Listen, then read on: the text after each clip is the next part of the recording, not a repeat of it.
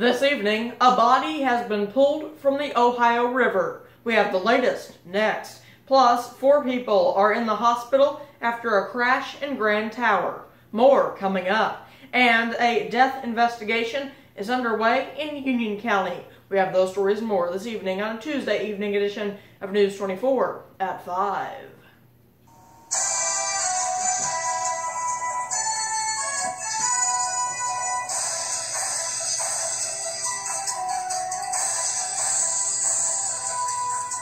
And good evening. Thanks for joining us. It is 5 o'clock p.m. We have a lot of breaking news to get to this evening, but we begin in McCracken County, where McCracken County Sheriff Matt Carter says a 911 call came in around 1:30 p.m. today about a body in the water near the Brookport Bridge.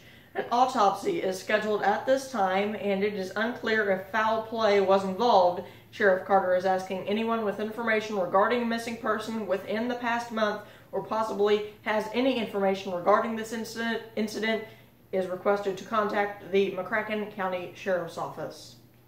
Turning now this evening to Grand Tower, where a Jackson County teen was thrown out of his truck after a crash near Route 3 this morning. According to the Jackson County Sheriff, deputies responded to a crash on Power Plant Road around 12:33 a.m. A pickup truck driven by Nicholas W. Baltzell, 19, overturned. Baltzell was thrown from the Chevrolet Silverado. 3 others inside the truck were also injured, and all 4 were taken by ambulance to the hospital. The investigation into the crash is ongoing. In Union County, the Union County Sheriff has identified the person found dead Sunday in Wolf Lake. He is Jeffrey A. Spicer, 53, of Murfreesboro. An autopsy on Spicer was conducted Tuesday in Marion, but the results are still pending.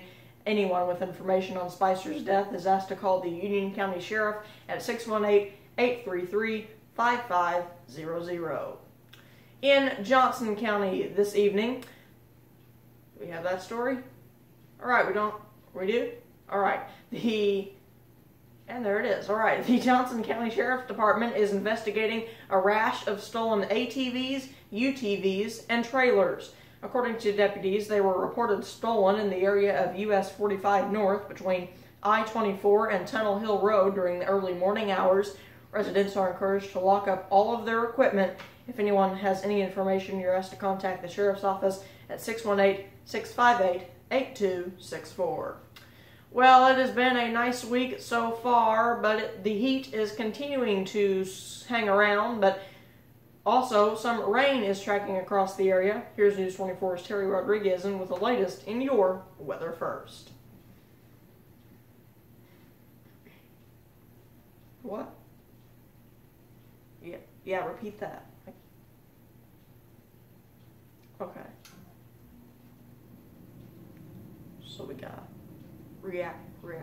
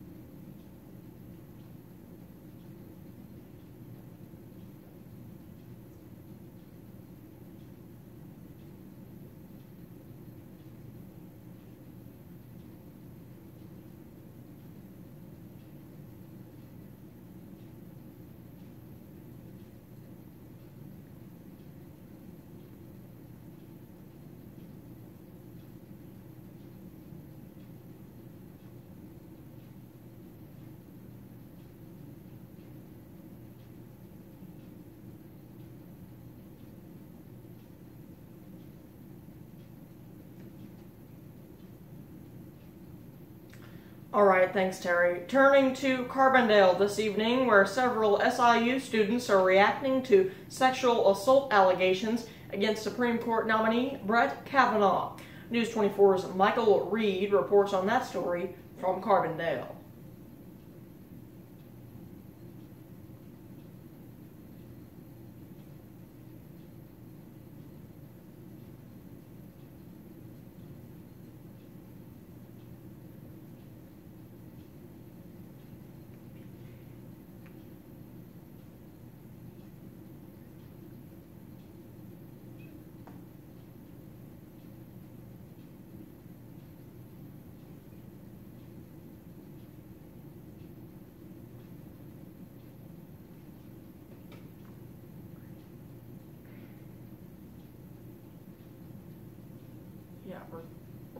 trying to get the latest.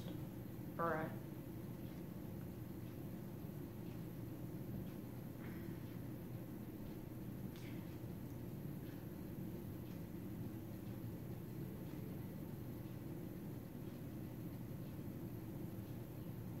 So we're just going to do the first two.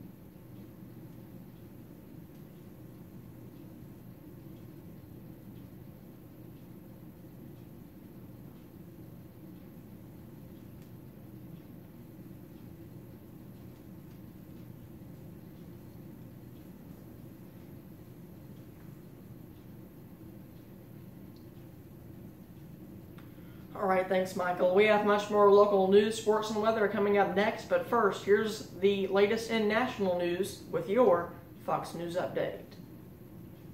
In Fox News,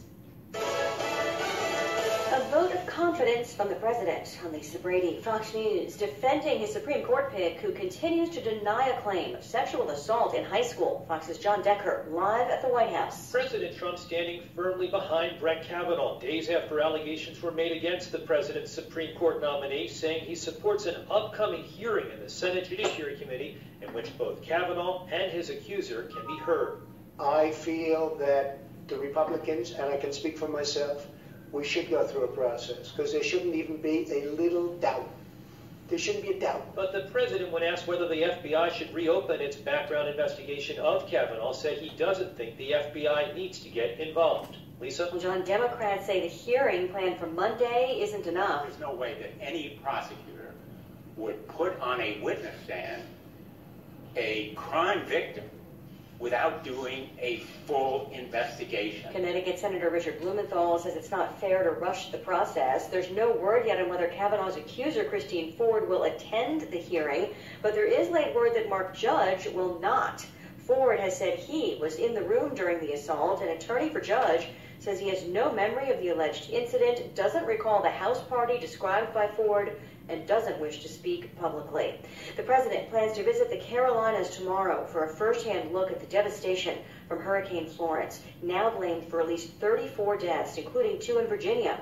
Thousands of homes flooded. I had a chance to speak with people, some who rode out the storm and who said they wouldn't do it again if they had a chance to make the decision over. With rivers still rising, North Carolina Governor Roy Cooper says the flooding is not over. He's warning thousands who did evacuate not to go home yet. Utilities still working on restoring power as well. Fox News, fair and balanced. I would like berries and these real fruit berry shakes because they're small but powerful. I relate to the ice cream because it's rich. Hey, don't stop. Real ice cream and berries. New real fruit berry shakes. Get them half price after 8 p.m. for a limited time. Jennifer, she was a straight A student until she got to middle school. I have this angel statue, and Jennifer fell back up against it, and they put a gash in her back. They prescribed her the Vicodin. I mean, she took them the way she was supposed to. But somehow it still grabbed a hold of her. The day that she died, my mom was like, "What county just pulled up?" I just remember seeing my oldest daughter come around on the porch, because I'm telling my mom that she's gone. It's the huge flood of money into our politics. Big pharmaceutical companies give money to members of Congress, and Congress lets them continue the cycle of addiction. I was the first prosecutor of Illinois to fight Big Pharma. We gotta hold them accountable. Brendan has stepped up to the plate. I'm Brendan Kelly, and I approve this message.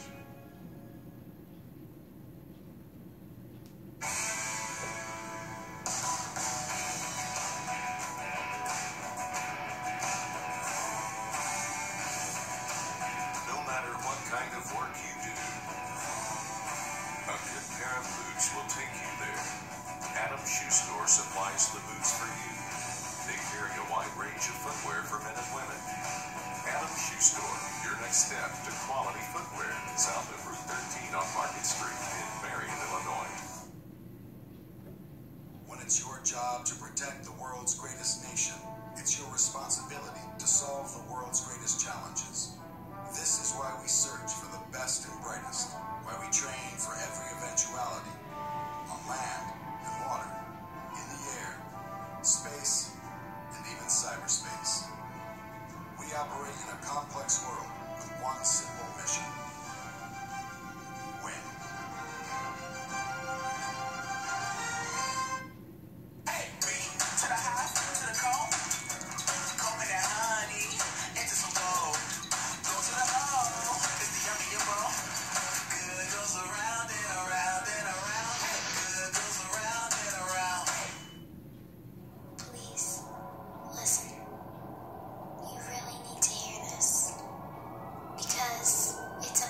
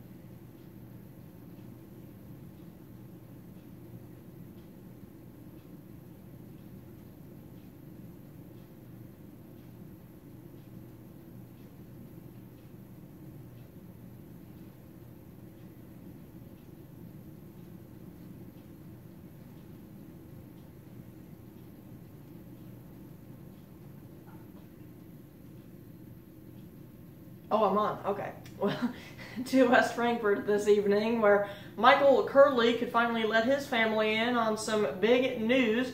He had won the History Channel's hit show, Forged in Fire. Curley has been dabbling in bladesmithing for at least 9 years, but only been serious about the craft for about 2.5.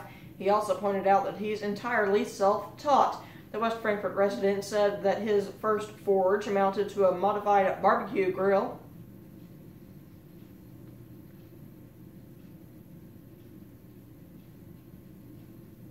He said he got into making blades because he was interested in purchasing a high-quality sword. He had a hobby of throwing knives and was looking to expand, and stumbled upon an online forum on blade making, and he decided to give it a stab.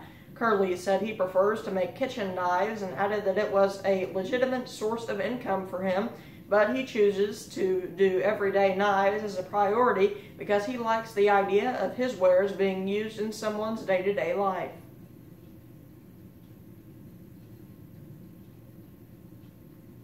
As for the game show, Curley said he simply put in an application and made it through a few interviews. Then it was his time for his close-up. He said the trip was all expenses paid. The show consists of 3 rounds and 4 contestants. The first round, the contestants design a knife around a mystery component. In Curley's episode, it was a whiskey barrel. After roughing the blade out, one person is eliminated based on the judging of their initial work. Curley said the first 2 rounds were pretty breezy for him.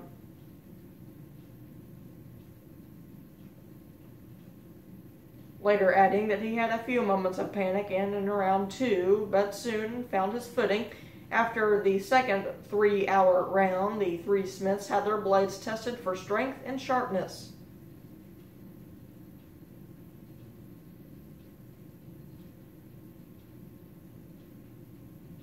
The idea is less to see what damage the blade does to the hoop, but what the hoop does to the blade. Curley had little to worry about. One person was also eliminated from this round to leave after the 2 remaining craftsmen to go home for 5 days to produce a special weapon. For Curley, known affectionately as Spicy Mike for his love of hot food, Qinglong Ji was his final challenge. A traditional Chinese infantry weapon. It is a long blade combined with a crescent blade attached to a wooden staff. Partway through the production of his second finale blade, the first one broke under a stress test on a log. The hydraulic line on his press broke, which was his primary way of extruding his material to create his blades. This forced him to give it one more shot, which he hoped would go smoothly. During the episode, Curley seemed happy just to have a product to turn in. Similar to the first half of the show, the 2 final blades were put through a series of tests. The first was the kill test.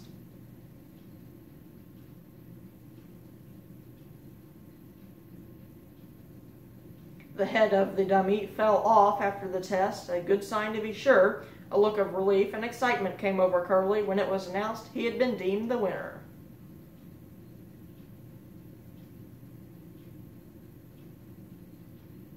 This all happened in May, and Curley said the hardest part was hiding how it all turned out until earlier this month. When it came time for the airing of his episode, Curley and his friends and family rented out a big event space in West Frankfort and projected the episode on the wall.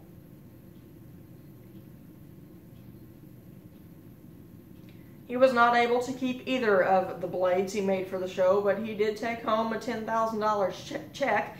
Not much has changed since he won the contest. He still works his day job, but hopes to be able to use his newfound voice as a recognized bladesmith to help his metalsmithing community, as well as transition into smithing full-time.